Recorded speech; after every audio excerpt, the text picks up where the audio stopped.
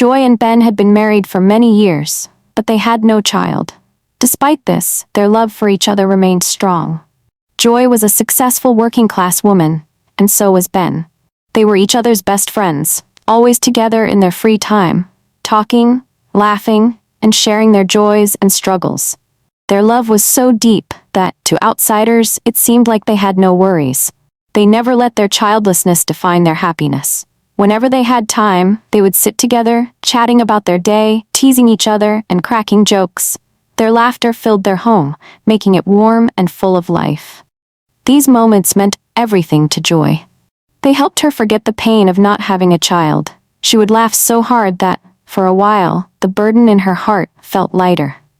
Ben, too, found comfort in these moments. They were each other's source of strength. But at night, when the world was silent and Ben had fallen asleep, Joy often sat alone in the living room. In those quiet moments, her thoughts would overwhelm her. The loneliness of childlessness crept into her heart, filling her with sorrow. She would whisper prayers to God, begging him for a child. Tears would stream down her face as she poured out her pain, asking why she hadn't been blessed with the joy of motherhood. One night, as she sat crying in the dimly lit room, Ben woke up and found her. He walked up to her, sat beside her, and gently took her hand. His eyes were full of love and concern. "My love," he whispered, wiping her tears. "You are not alone in this. We are in this together. Please don't cry yourself to sleep every night. One day, God will smile on us and bless us with a child. But until then, I need you to stay strong, for me, for us, for the family we will have one day." Joy looked into his eyes, seeing the depth of his love. His words were like a soothing balm to her aching heart. She nodded, trying to hold back more tears. She knew she had to be strong, not just for herself but for Ben too. With a deep breath, she rested her head on his shoulder, drawing comfort from his embrace. She wasn't alone. Ben was with her, and together they would keep believing, keep hoping, and keep loving each other through it all. One Saturday, Joy and Ben had a rare day off from work. Wanting to make the most of it, Ben decided to take Joy out to a nice quiet restaurant where they could relax and enjoy some cool music. Joy took her time getting dressed. She wanted to look good for her husband. When she stepped out, she looked stunning. Her dress hugged her figure perfectly, and her makeup highlighted her natural beauty. Ben couldn't help but admire her. She was a beautiful woman, and he felt lucky to have her as his wife. They arrived at the restaurant, found a cozy spot, and settled in. As they enjoyed their meal and the soft music in the background, a man suddenly walked up to their table. He smiled at Joy and said, "Hello, beautiful lady. God really took his time creating you. You are the very definition of beauty." Joy, feeling a bit shy, simply smiled and replied, "Thank you." Ben, however, was not happy. He forced a smile, but felt a wave of jealousy rush through him. How could another man boldly admire his wife right in front of him? And why did Joy even thank him? Was she used to this kind of attention? Throughout the rest of the evening, Ben was quiet. He tried to act normal, but his mind was racing with thoughts. By the time they got home, he couldn't hold it in anymore. He sat alone, deep in thought. Why did that man feel so comfortable complimenting my wife like that? Is Joy used to such attention? Could she be cheating on me? She dresses so beautifully for work every day. Who is she dressing up for? And to think that she hasn't even given me a child yet. No, I can't allow this to continue. His insecurities consumed him, and by the next day he had made a decision. He stormed into Joy's office unannounced, his face filled with anger. Joy was busy working when she looked up and saw her husband standing before her. She smiled, thinking he had come to surprise her. But the anger in his eyes told her otherwise. Before she could say anything, Ben spoke in a harsh tone. "From now on, I want your salary to be paid into my account. I own you. Do you know how much I paid your parents for your bride price? You will do as I say. I will control your salary and give you only what I feel you need. It looks like your salary is making you cheat on me." Joy's eyes widened in shock. "Ben, what are you talking about? Cheating? On you? Where is all this coming from?" But Ben ignored her and continued, "You should be grateful I even let you stay in this marriage. After all, you are barren. If you refuse to obey me, just walk out of this marriage in peace." Joy's heart broke into pieces. Tears streamed down her face as she tried to understand why her husband, the man she loved and trusted, would humiliate her like this in front of her colleagues. She had never cheated on him.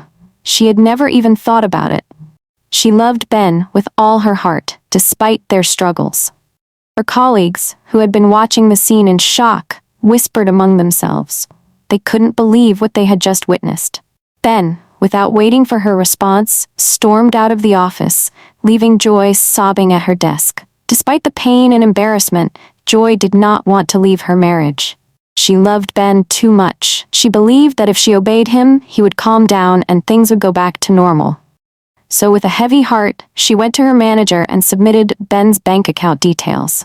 From that moment on, her salary was transferred to her husband's account, and he controlled every cent she earned.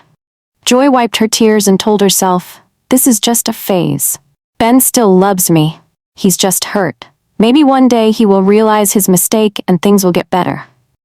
But deep down, a small voice whispered, "What if things never get better?" When Joy handed over control of her salary to Ben, she thought it would bring peace to their marriage. She hoped that by submitting to his demands, he would see her loyalty and love. But she was wrong. Each month, as soon as Joy's salary was paid, Ben would waste it on partying and spending time with different women. He would take them out to expensive places, buying them gifts, and showering them with the money his wife worked hard for. In his mind, he convinced himself that Joy deserved it. She started it first, he thought. She allowed that man to admire her in front of me. Now I will show her that I can play this game better than her. Meanwhile, Joy was suffering. She had no money of her own, despite working every day. When she needed something, whether it was personal items, food, or even transport, she had to beg Ben for money. But he rarely gave her anything. And on the few occasions he did, it was so little that it couldn't cover her needs. Joy felt trapped. The man she loved was no longer the Ben she once knew. She was living in a house where she was treated like a slave, with no respect, no kindness, and no love. A stranger with a new opportunity. One evening as Joy sat alone in a quiet garden, tears streamed down her face. She thought about her life, how much she had sacrificed, how much she had endured, and how hopeless everything seemed. She wondered if this was the life she was meant to live forever. As she sat there crying, a young man approached and gently sat beside her. His name was Peter. He had just returned from Canada and was visiting his hometown. Seeing her sadness, he asked softly, "Excuse me, madam. Why are you crying?" At first, Joy hesitated. She was not used to sharing her pain with strangers, but her heart was too heavy. For the first time, she opened up about everything, her struggles, her husband's cruelty, and how she had lost control over her own life.